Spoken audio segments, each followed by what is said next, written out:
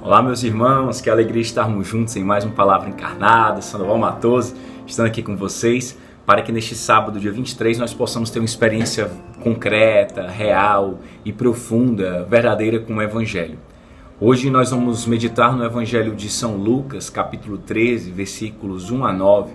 E para isso, então, estamos juntos em nome do Pai, do Filho e do Espírito Santo. Amém. Vinde, Espírito Santo, e enchei os corações dos vossos fiéis, e acendei neles o fogo do vosso amor. Enviai, Senhor, o vosso Espírito, e tudo será criado, e renovareis a face da terra. Oremos, ó Deus, que instruíste os corações dos vossos fiéis com a luz do Espírito Santo.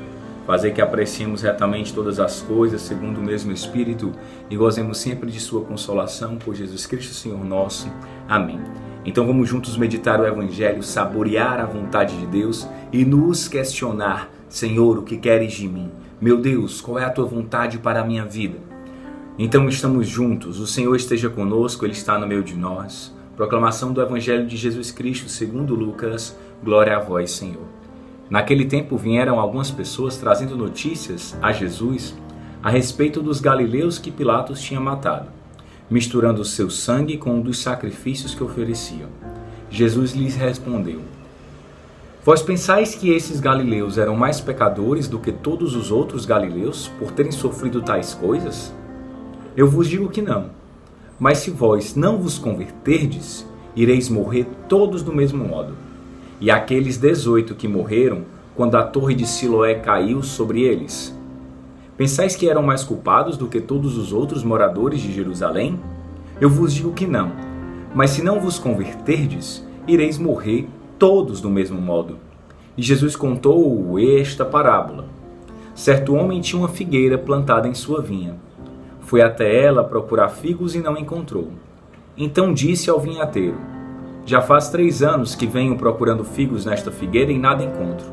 Corta, porque ela está inutilizando esta terra. Ele, porém, respondeu: Senhor, deixa a figueira ainda este ano. Vou cavar em volta dela e colocar adubo. Pode ser que venha dar fruto. Se não der, então tu a cortarás. Palavra da salvação, glória a vós, Senhor. O Evangelho de hoje, ele é bem firme, ele traz muitos elementos históricos para nós. Quando no início algumas pessoas chegam a Jesus horrorizadas e bem indignadas, porque Pilatos havia mandado matar galileus. 18 galileus não, 18 eram os que morreram na torre, mas era um número significativo de galileus. A gente precisa compreender, para entender um pouquinho mais esse evangelho, a situação da Galileia na época de Jesus. A Galileia era um dos locais mais pobres que havia e era um local de resistência, principalmente dos zelotas. Zelotas eram uma facção política que queria restabelecer o zelo à tradição e o zelo às coisas de Deus, à própria religião. Então eles não aceitavam a postura dos fariseus e dos mestres da lei em relação a Roma. O Império Romano é quem dominava a região onde hoje é o país de Israel, a região onde é considerada a Terra Santa. E aí os judeus, os mestres da lei, os fariseus, os poderosos, os reis, faziam acordos, muitas vezes corruptos, com esses romanos, que ao mesmo tempo profanavam, entre aspas, também diziam respeitar a cultura dos judeus e a religião dos judeus. Os zelotas não aceitavam e não acreditavam nisso, e a região da Galileia era uma região onde você tinha uma resistência dos zelotas muito grande. E aí Pilatos mandou matar esses caras porque eles estavam propondo rebeliões, porque eles estavam atacando o Império Romano por meio de emboscadas. É tanto que Barrabás é um desses caras que vai ser preso, não morto aí. Então, as pessoas falam isso, misturando o seu sangue com o sangue dos sacrifícios que ofereciam.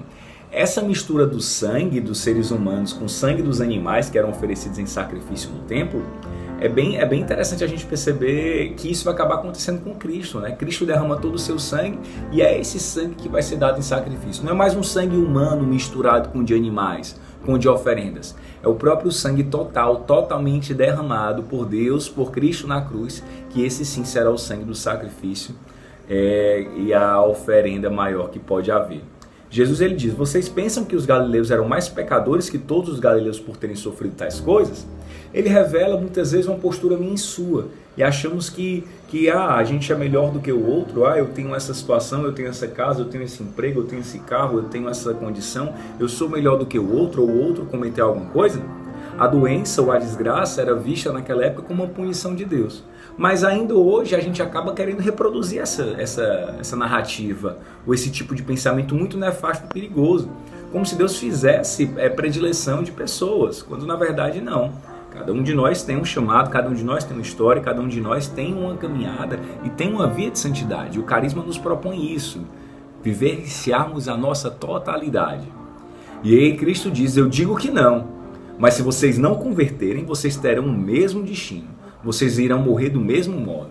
Ou seja, Cristo nos convida a ter uma conversão, a mudar a nossa vida, a mudar a nossa maneira de ver e de enxergar o mundo, a lutar contra esses apelos do homem velho, da cultura do ter, do poder, do prazer que fica ali inflando o meu coração, me trazendo dúvidas e tudo mais. Ele diz, olha, vocês vão morrer do mesmo modo que os caras. Ou seja, vocês julgam tanto superiores e tal, mas vocês vão ficar do mesmo jeito. Vocês vão acabar experimentando da sua próprio julgamento, da sua própria condenação. E aqueles 18 que morreram quando a torre de Siloé caiu sobre eles, vocês achavam que eles eram mais culpados do que todos os moradores de Jerusalém? Se vocês não se converterem, vocês sim serão os culpados. Cristo ele muda a ótica das coisas. No caso, a situação de condenação ou de culpa, ela não está numa condição aleatória ou na opressão de um sistema político, econômico. Não. A condição de culpa, segundo Cristo, está na como eu faço, como eu lido, como eu correspondo ao anúncio do amor na minha vida. Esses sim são os verdadeiros culpados. Culpados somos eu e você quando negamos o amor, quando negamos o chamado. Aí sim é a nossa culpa. E não aquela pessoa que é vítima da opressão de um sistema. E não aquela pessoa que é vítima, por exemplo, de uma violência ou de algo que vai além das forças dela. Cristo ele dá esse novo olhar. Faz com que a gente compreenda essa verdade. E ele então depois vai dizer, se vocês não converterem, sereis mortos do mesmo jeito, do mesmo modo. Então que nós possamos pedir a graça dessa conversão. Jesus no final vai contar uma parábola falando da sua própria vida, da própria humanidade. Um homem tinha uma figueira plantada numa vinha. Ora, para que serve a figueira? Para trazer frutos, para dar figos. E ele não encontra esses figos. Então a figueira está ocupando o lugar de uma vinha, está ocupando, no caso, de uma árvore que produz a uva para gerar o vinho e tudo mais. Então a figueira está ali atrapalhando. E Jesus então ele diz, o dono da terra manda cortar, corta logo isso daí, faz 3 anos. 3 anos é o tempo que Cristo passa na terra, encarnado, se revelando para nós. E aí ele vai dizer o quê? Mestre, Senhor, deixa a figueira ainda este ano, eu vou tentar, eu vou cavar, vou colocar adubo, se não der fruto, aí tu acortas. Essa é a esperança de Deus para mim e para você. O carisma lumen é justamente esse adubo, é esse servo que diz, deixa ainda mais um ano. O carisma lumen é uma súplica da misericórdia de Deus para que eu e você possamos ser salvos, para que eu e você, assim como essa figueira, possamos dar frutos e esse nosso fruto possa alcançar também toda a humanidade. Hoje, neste sábado, é o dia que o Senhor fez para nós, para que o seu amor frutifique e para que eu e você troquemos o coração julgador que condena o outro e se coloque, que eu e você possamos nos colocar no lugar dos irmãos e agradecer ao bom Deus porque existe alguém querendo cuidar dessa figueira que sou eu e que é você. Possamos dar frutos e alimentar o mundo com amor, com a luz do nosso Senhor. Estivemos reunidos em nome do Pai, do Filho e do Espírito Santo. Amém. O amor, nossa meta é Cristo, a nossa luz. Vamos para cima, obra lumen.